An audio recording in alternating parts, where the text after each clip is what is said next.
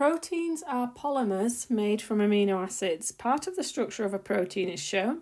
Each amino acid in the protein is shown using the first three letters of its name.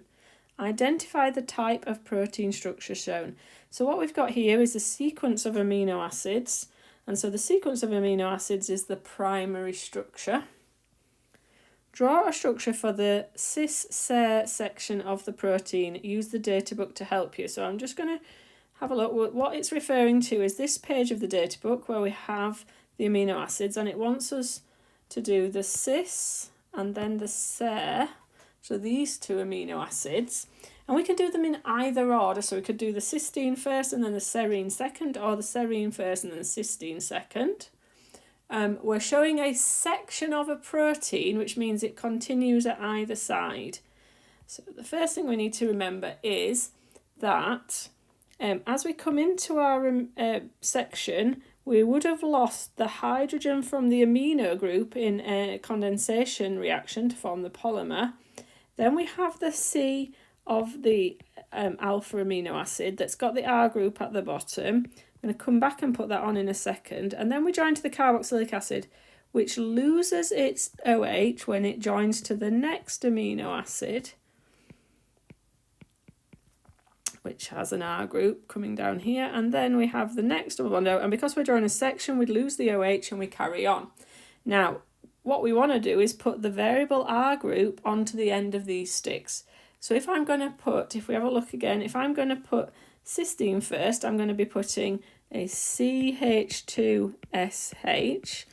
And then if I'm going to be putting serine second, that would be a CH2OH. But equally, I could reverse these two R groups the other way around, and that would also be correct. Name the other substance formed when the two amino acids react together. So if you remember that we had the C double bond O, and what we'd done is we lost an OH from one amino acid and a hydrogen from the other. So this was the section that came out in order for us to join it together. So we want to name, so not write the formula, name, so water. Then it says the general structure of an amino acid is shown. The R group varies between different amino acids and can interact and contribute to protein structure. Explain why the strength of the interaction between two cysteine R groups. If we go back and have a look at a cysteine, it's got an S in it, SH. So that was where our R group in cysteine, R equals CH2SH. Our serine was CH2OH. And then if we look at aspartic acid, CH2Q. So we've got these three different R groups, and it wants us to discuss the strength of the interactions between the two different combinations. So two cysteines versus a serine and an aspartic acid. So two cysteine R groups will form a disulfide bond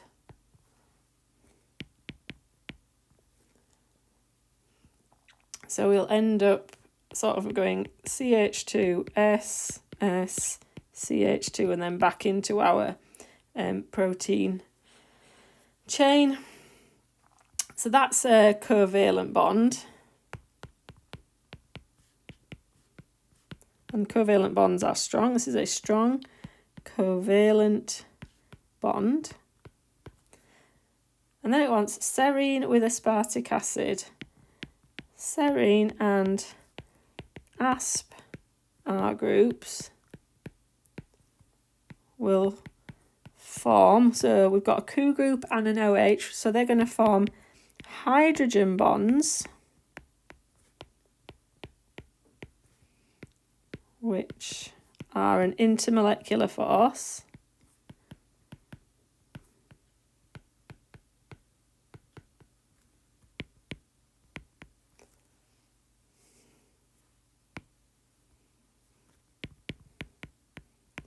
Disulfide links, which are covalent, are stronger than hydrogen bonds because they're a covalent bond, hydrogen bonds are an intermolecular force.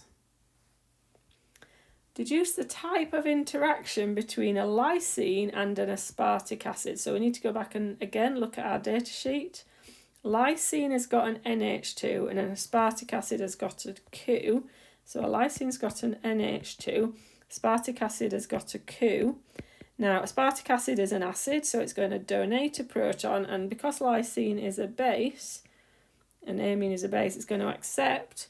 And so then we've got ions, and so these would form ionic bonds.